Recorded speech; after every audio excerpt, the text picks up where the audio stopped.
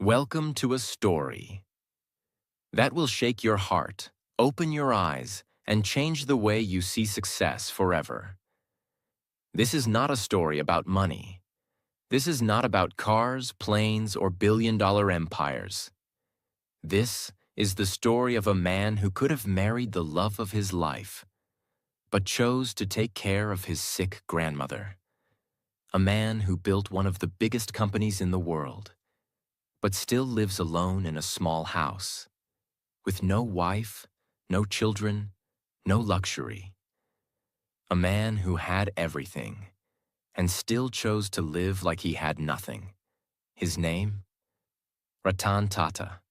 And this is the real story behind the man who proved that. You don't need to be loud to be powerful. You don't need to be flashy to be respected.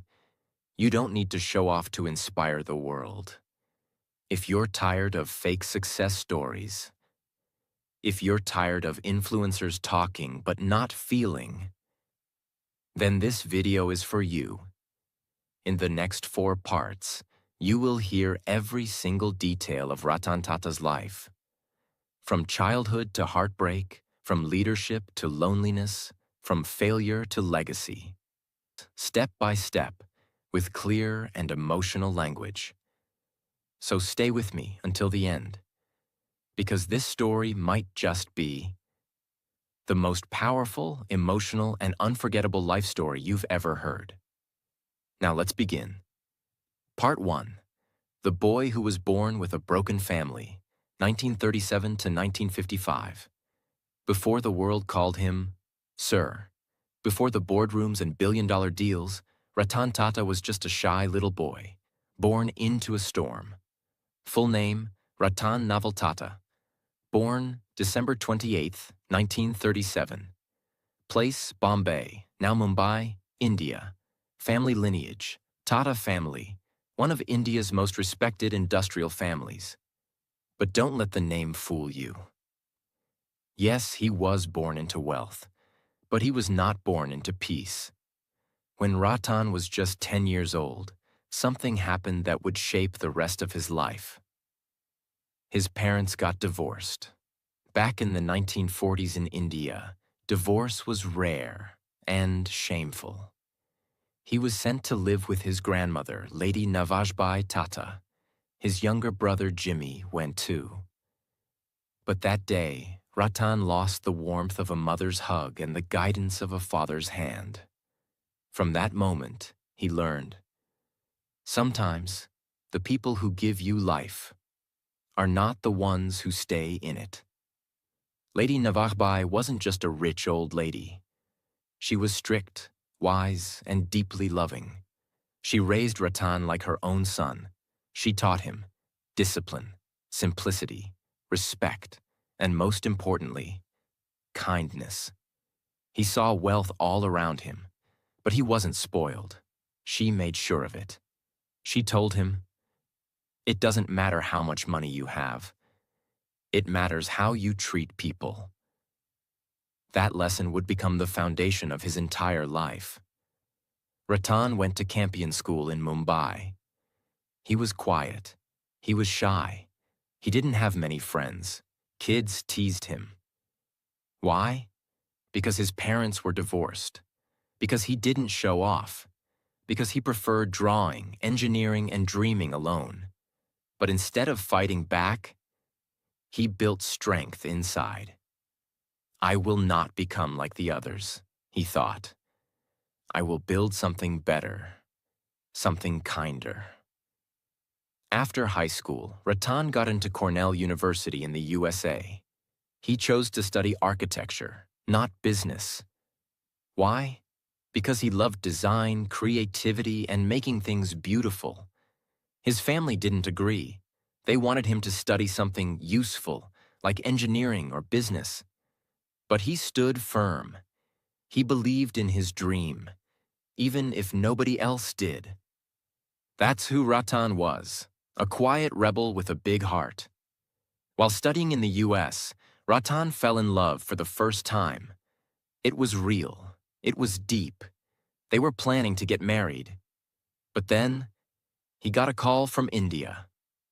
His grandmother was very sick. Without thinking twice, Ratan left everything, college, girlfriend, future plans, and returned to India. He believed love would wait, but by the time he was ready to bring her back, she had married someone else. That was the moment his heart broke, and it never truly healed. Ratan Tata never married. He never loved anyone the same again. Money can't protect you from family pain. Love sometimes asks you to choose, and you lose. Real strength is built in silence. You don't have to be loud to be powerful. If you stay kind through your pain, the world will one day feel your impact. After losing his first love in the US, Ratan Tata returned to India with something stronger than heartbreak. He returned with a quiet fire inside him.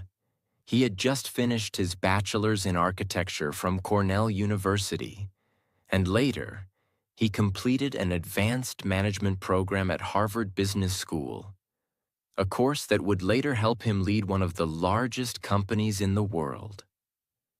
But back then, nobody thought he was CEO material. In fact, when he came back, people looked at him and whispered, "He's just a rich kid with an easy life. He's not tough enough to lead. He's too soft, too gentle, too emotional." They were wrong, but he didn't fight them with words.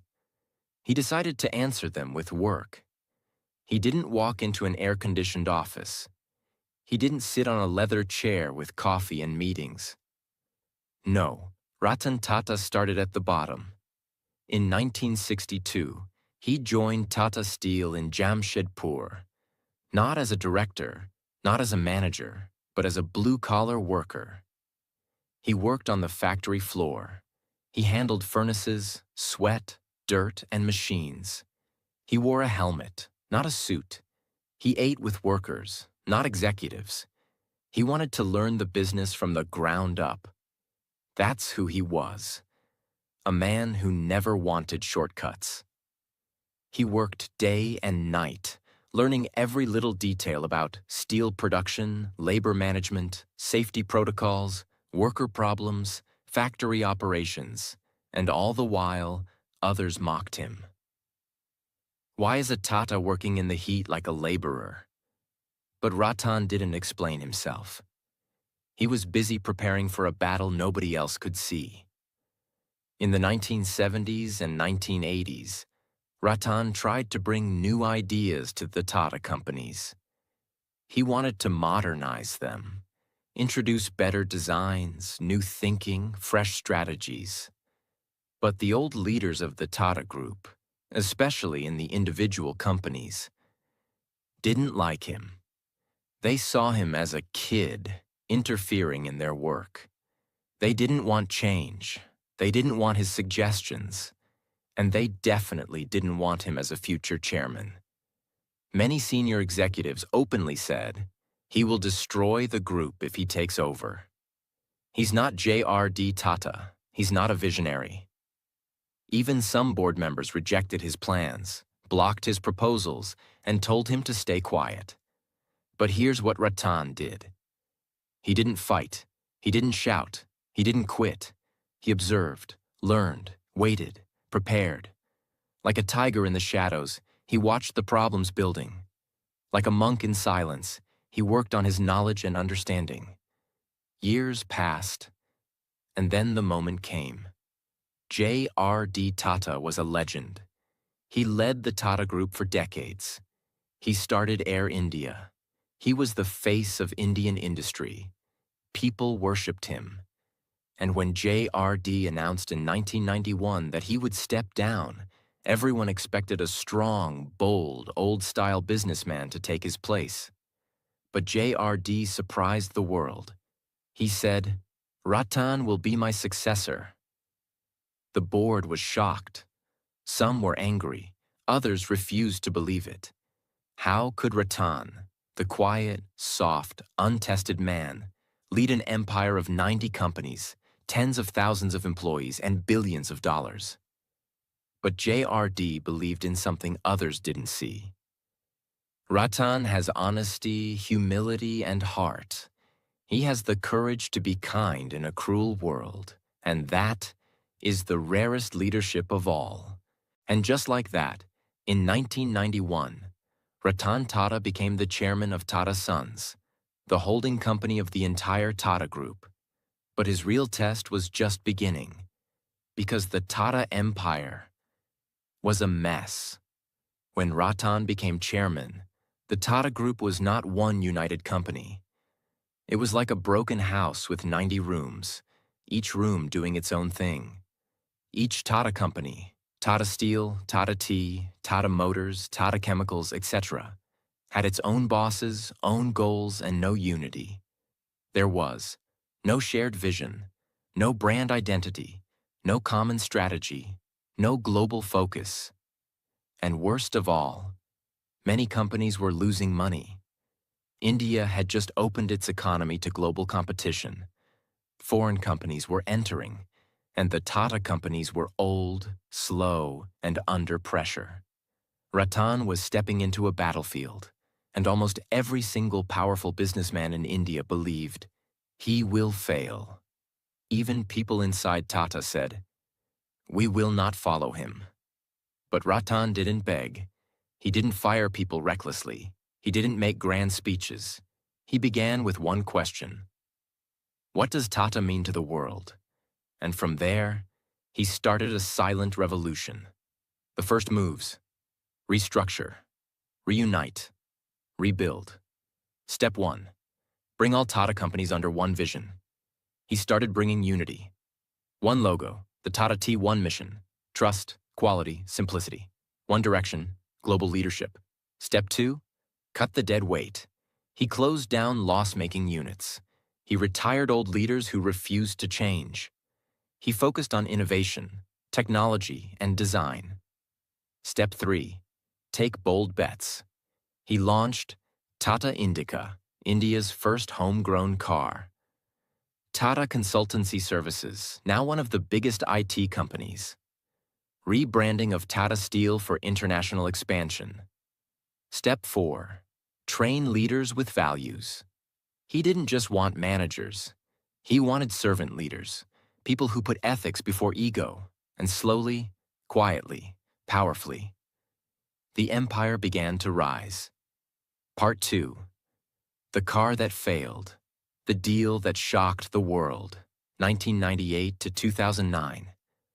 In the 1990s, India's roads were ruled by foreign cars and old models. Most people drove Maruti, Ambassador, or imported cars. There was no car that truly said, "This is made by India." But Ratan Tata had a vision. He wanted to create the first car built completely in India by Indian engineers in an Indian factory. With Indian pride. A car that middle-class families could afford. A car that wasn't just a machine, but a symbol of self-respect. "Why can't we build our own car?" he asked his team. "Why should we always depend on others?" Everyone said, "It's impossible. We don't have the technology. We will lose millions of dollars." But Ratan didn't back down. He believed in India. He believed in his people.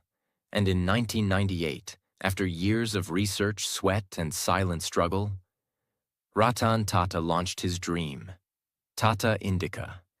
It was the first truly Indian car, and for the first few days, the country was excited. Showrooms were full. Pre-orders were huge. Everyone wanted to support a made-in-India car. But then, the nightmare began. Just months after launch, reports came in. The car had performance issues. Mileage was not as good as promised. People were unhappy. Sales dropped. Showrooms became empty. And the same media that once praised Ratan now attacked him without mercy. Headlines read, "Tata's Big Flop. The car that shouldn't have been made.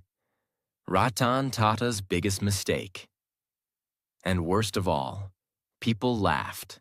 Big business tycoons, foreign companies, investors, They all mocked him.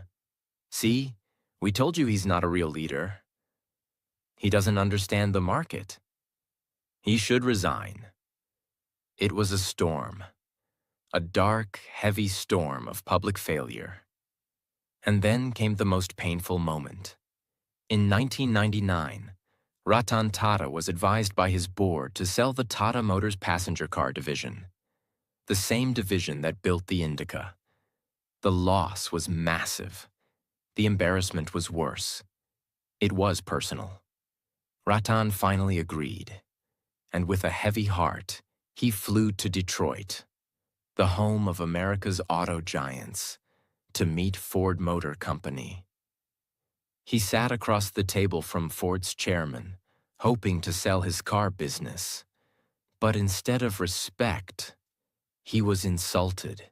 A Ford executive looked him in the eye and said, "You don't know anything about cars. Why did you even try to build one? If you give us this company, we'll do you a favor by buying it." Ratan listened silently. No reply, no anger, no emotion. He got up and walked away. He didn't sell Tata Motors. He didn't forget those words, and he didn't give up on his dream. Instead, he returned to India and said, "They will regret this." Ratan didn't waste a single day. He sat with engineers, studied every complaint, fixed the design, improved performance, and launched Indica 5.2, a much better version. This time, it worked. Sales increased. People started trusting the car again. And slowly, Tata Motors became a respected brand. But Ratan was not done. He wanted to prove something more. Fast forward to 2008.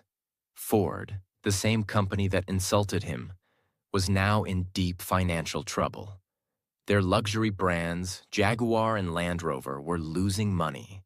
They wanted to sell. And guess who came to the table? Ratan Tata, the same man they once humiliated.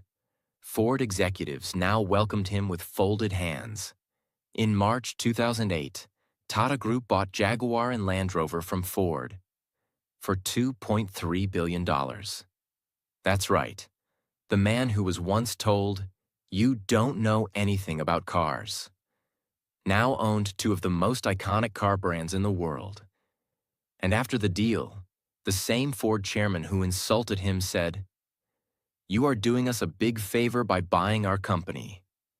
Can you feel the power of this moment? It wasn't revenge. It wasn't ego. It was poetic justice. The world finally saw what India could do, and they saw what a quiet man with a clear heart could build. What happened next? Under Tata, Jaguar and Land Rover became profitable within 2 years. Their new models were a hit across the world. Tata Motors became a global force in the automobile industry. Ratan didn't just save a brand, he saved a dream. He proved that India could not only build cars, it could run the best car companies on earth. After the global shock of Tata buying Jaguar and Land Rover in 2008, Ratan Tata could have slowed down. He could have taken a break. He could have celebrated. But that's not who he was. Ratan didn't want to build cars just for the rich. He wanted to build a car for the common man. It all began in 2003, in a traffic jam. Ratan Tata was in Mumbai. The roads were wet. It was raining. He looked out of his car window and saw something that broke his heart. A small scooter was wobbling between cars. On it sat a father driving, a small child in front of him, a mother behind him, holding a baby, all on one two-wheeler under a plastic sheet in the rain. It was dangerous, uncomfortable, and painful to watch. Ratan couldn't take his eyes off them. He asked himself, why should a poor man have to risk his entire family's life on a scooter? Why can't I build a car that costs the same as a motorbike? And in that moment, he made a silent promise. I will build a car for $2,000. A car for the people. The world laughed when he said it. They called it impossible, a dream, a PR stunt. But he didn't care. He gathered a team of engineers, designers, and dreamers. And for the next 5 years, they worked in silence, facing challenge after challenge. How to reduce parts without reducing safety. How to make the car light but strong. How to bring the price down without losing trust. It was like climbing Mount Everest with no shoes. But Ratan Tata never gave up. In 2008, at the Auto Expo in New Delhi, in front of thousands of people, journalists, and critics, Ratan Tata stepped on the stage with a small, boxy, humble-looking car beside him. He said, "A promise is a promise, and I am here to keep mine." He removed the curtain and revealed Tata Nano, the cheapest car in the world. Priced at $2,000, about 1 lakh rupees in India. The crowd erupted. People couldn't believe it. India was proud. The world was shocked. Headlines screamed, "India's people's car has arrived." Tata breaks price barrier. The revolution on 4 wheels. But just as the celebrations began, the storm arrived. To produce Tata Nano at a large scale, Tata Motors started building a massive factory in Singur, a village in West Bengal. They had legally acquired around 1,000 acres of land. Construction began quickly. Machines arrived. Hope filled the air. But within months, a massive protest broke out. Some local farmers, along with political groups, said, "We were forced to give our land. This is not development. This is robbery." Even though many farmers had accepted money, others claimed they had no choice, no freedom. What began as a political issue turned into a public fire. Thousands of people protested at the factory gates. Activists shouted. Media exploded. Politicians jumped in. Ratan Tata, who had never faced this kind of public chaos before, was deeply hurt. He believed he was bringing jobs, dignity, and growth to the village. But now he was being called a land thief, a villain, a corporate bully. Ratan doesn't usually speak in public with anger. But this time, standing in a press conference, his face calm but voice sharp, he said, "If we are not wanted here, we will leave. We do not want to be where we are unwanted." And with those 18 words, he made one of the boldest moves in modern business history. He shut down the nearly finished Singur factory, moved the entire project out of West Bengal, and restarted everything in Sanand, Gujarat, 1,500 kilometers away. Within 14 months, a brand new factory was ready. Cars began rolling out. He had lost millions of dollars, time, energy. But he didn't give up. He never spoke badly of anyone. He never fought in courts. He simply moved on with dignity. Even after all the pain, Ratan believed the Nano would win hearts. But something strange happened. People didn't want to buy it. Why? Because it was seen as a cheap car. Not affordable, but cheap. In India, where vehicles are often seen as status symbols, people thought, if I buy a Nano, people will think I'm poor. Sales dropped. The car that was meant to lift people up was now seen as an embarrassment by the very people it was meant for. Marketing mistakes, poor brand positioning, and some technical issues added to the fall. And after a few years, the production of Nano slowly stopped. Ratan once said in an interview, "Nano was the biggest disappointment of my life, not because it failed, but because people misunderstood its purpose. It was built with love, and it broke my heart. This wasn't about money. Tata had more money than they could spend. This was about a promise, a dream to give dignity to the poor, and the world rejected it. But even then, he never blamed anyone. He didn't complain. He didn't hide. He didn't fight. He just stayed silent and kept walking. While all of this was happening, Ratan continued to grow the Tata empire.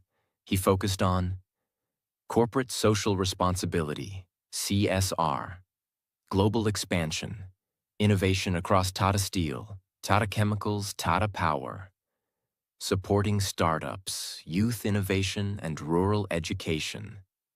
He gave millions of dollars in scholarships to Indian students going to Harvard, Cornell, MIT, because he never forgot the importance of education. He supported disaster relief during floods, earthquakes, and terror attacks, always quietly, never with big cameras or publicity. And through it all, he remained a symbol of grace, dignity, and ethical leadership. Part 4. The Final Years of the Lion. Loneliness, Legacy, and Letting Go. The Tata Nano dream had hurt him deeply. The car that was meant to bring dignity to the poor had become a memory. But even in that pain, Ratan Tata kept walking. And now a new chapter was approaching. He was turning 75. He had led the Tata Group for more than 20 years. He had taken it global, saved it from collapse, grown its worth to over $100 billion, earned the respect of millions. And yet, he was alone. No wife, no children, no big personal estate, just one man in one apartment, with one dream still left: to leave behind something bigger than himself. Most CEOs dream of staying in power forever, but not Ratan. He believed true leadership is knowing when to leave. But it wasn't that easy. The Tata Group had grown so huge, with more than 100 companies, thousands of employees, and billions of dollars in business, that choosing the next leader became one of the most difficult and painful decisions of his life. He had to find someone who was honest, brave, modern, but also humble, disciplined, and ethical. Someone who could carry the weight of the Tata name. The Tata Trusts, which own 66% of Tata Sons, the parent company, formed a committee to help Ratan find a successor. After months of thinking, interviews, and private discussions, they chose Cyrus Mistry, the son of construction tycoon Palonji Mistry. He was young, sharp, and had experience in managing big companies. So in December 2012, Ratan Tata stepped down. He quietly left the chairman's office, with no grand farewell, no red carpet, just a silent walk down the corridor. One final look at the empire he built with pain and love, and he was gone. No ego, no drama, just quiet dignity. But the peace didn't last. In 2016, just 4 years after his retirement, everything exploded. The Tata Sons board suddenly announced that Cyrus Mistry was removed as chairman. The reason? Conflicts in vision, differences in leadership style. Some reports said he was moving away from Tata's values. Others said it was personal politics. Cyrus Mistry pushed back. He went to court. The entire Tata brand was dragged into public legal battles. And people were shocked. This wasn't the quiet Tata they knew. Suddenly, newspapers were full of headlines like, "Tata House in Trouble," "Family Feud in Corporate India," "Why did Ratan Tata return?" Yes, Ratan Tata came back as interim chairman in 2016 to stabilize the group. At age 79, when most people rest, Ratan stood up again. Not for power, but to protect his family. The Tata family. He didn't shout. He didn't blame. He simply said, "I'm here to ensure stability and dignity, that's all." After months of search, the group finally appointed Natarajan Chandrasekaran in 2017, the first non-Parsi chairman in Tata history. He had risen from a very humble background, worked at Tata Consultancy Services, and proved his worth. Ratan trusted him. He stepped back, for the final time, but he never stopped caring. He still sat on the boards. He still guided young leaders. He still read every report.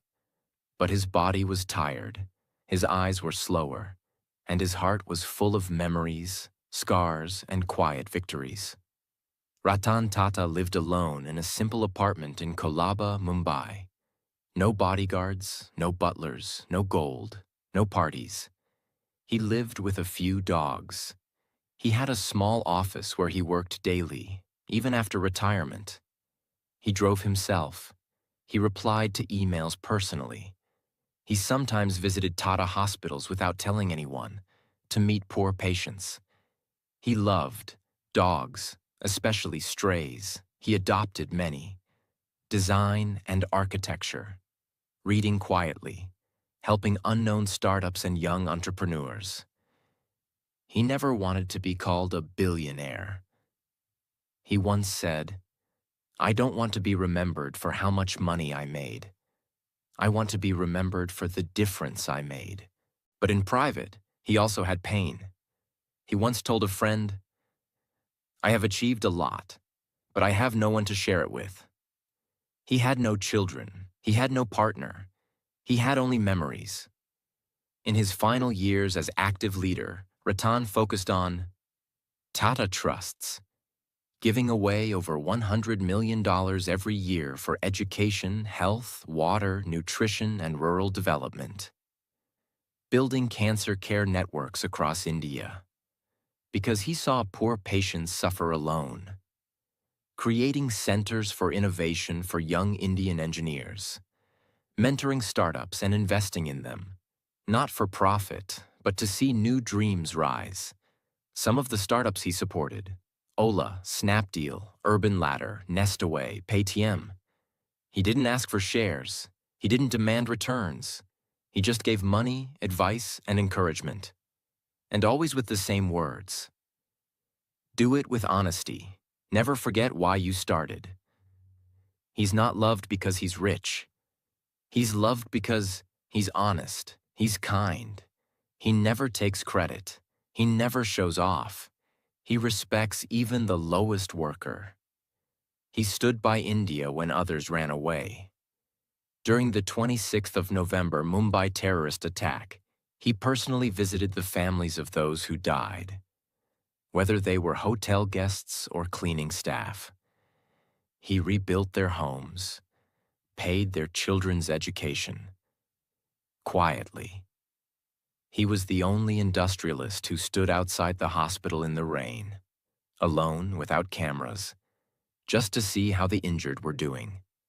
That's Ratan Tata. Legacy is not built by noise. It's built by quiet, honest work. Being rich doesn't mean anything if you don't lift others with your success. Leadership is not about power.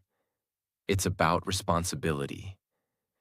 Even the greatest lions grow old, but they never stop protecting their people. After handing over the Tata Group to Natarajan Chandrasekaran, Ratan Tata was no longer the chairman. He didn't hold any powerful title. He wasn't running any office. He didn't appear on magazine covers. But his impact? Stronger than ever. Because true power doesn't come from the chair you sit in. It comes from the lives you touch, without needing applause. Ratan Tata now lives in a small, modest apartment in Kolaba, Mumbai. No mansion, no security guards, no fancy lifestyle.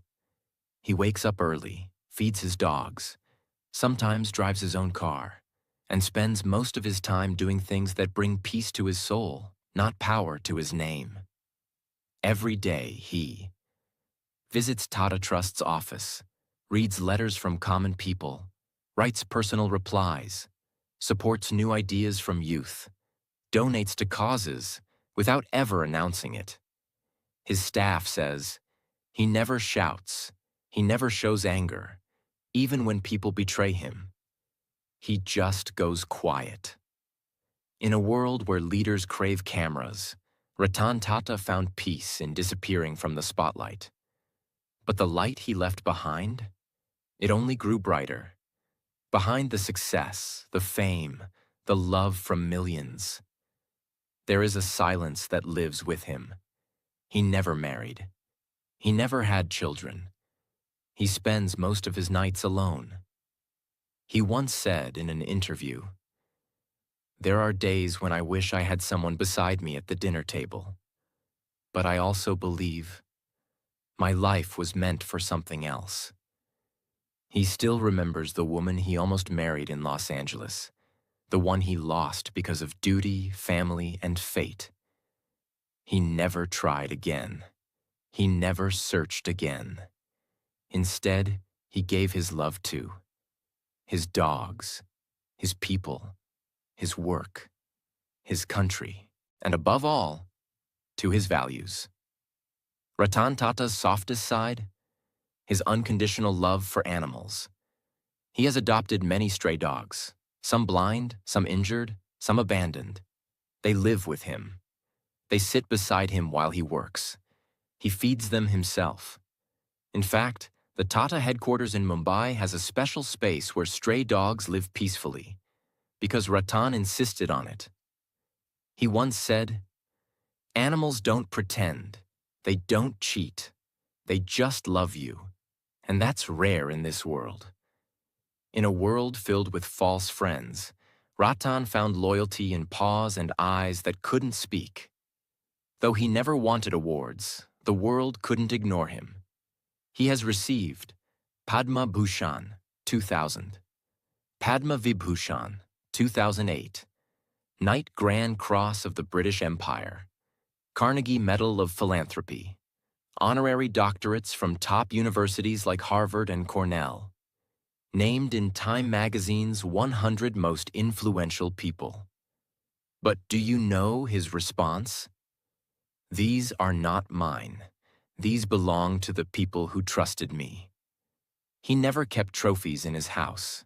He never framed his achievements, because what mattered to him were the lives he touched, not the lists he entered.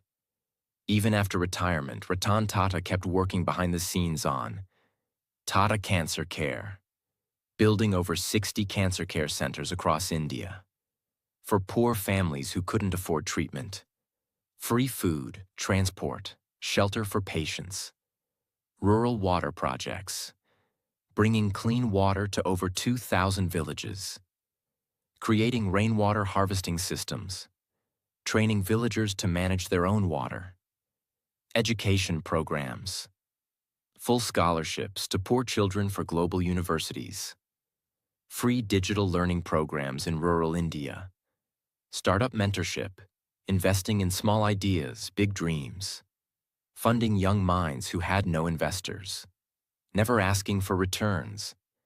He said, "My dream is not to build a company. My dream is to build a country where kindness is not rare." Here are some quotes that show his soul. "Don't just build businesses. Build lives. Walk with the weak so they don't feel left behind. Ups and downs in life are very important. They make you stronger. I don't believe in taking right decisions. I take decisions, and then make them right. Be humble. You are not the universe. You are a part of it." To the world, Ratan Tata is a billionaire who chose simplicity, a giant who never stepped on others, a visionary who never forgot his roots, a leader who never raised his voice, but always raised others, a man who could have lived in gold, but chose to walk on stone. To India, he is not just a businessman. He is a father figure, a moral compass, and a silent soldier of values. To the poor, he is hope. To animals, he is home. To the young, he is inspiration. And to the world, he is proof that you can live with power, without ever hurting others. Ratan Tata never made a farewell speech, but in his last interviews, He gave one simple message: do what is right, not what is easy. And remember, people will forget your money, but they will never forget how you made them feel. He wanted young people to dream with purpose, earn with honesty, lead with kindness, never forget their country, family, and humanity. He often said, I was born rich, yes, but I wanted to die useful. Success without values is failure. True greatness is invisible. You don't need to be loud to be heard. You don't need to win over people. Just win over your conscience. You don't need millions of followers. Just a clean heart. Ratan Tata's final goodbye. A tribute. On October 9th, 2024, the world lost not just a businessman, but a man who had quietly become a symbol of honesty, humility, and humanity. Ratan Tata passed away at the age of 86 in Mumbai, the city where he was born, lived, worked, and gave everything. He died the way he lived, peacefully, silently, and without asking for attention.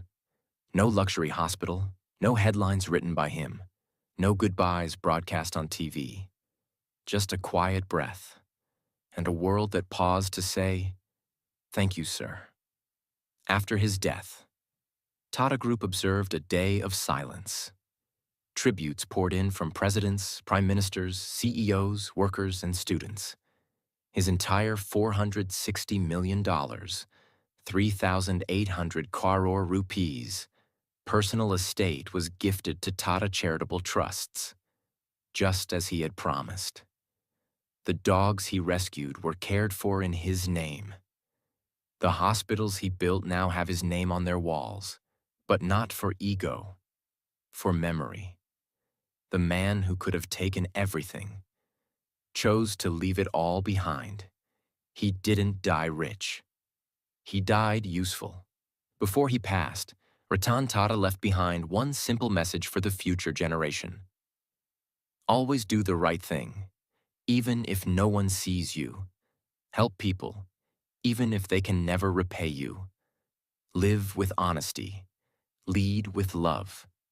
And when you die, make sure the world becomes a little better because you were here. Let that message live in your heart forever. If this story moved you, if you felt something real in your heart today, then don't let it fade. Live like Ratan Tata. Lead with purpose. Stay humble. And never stop helping others. Subscribe to this channel if you want more powerful, life-changing stories like this.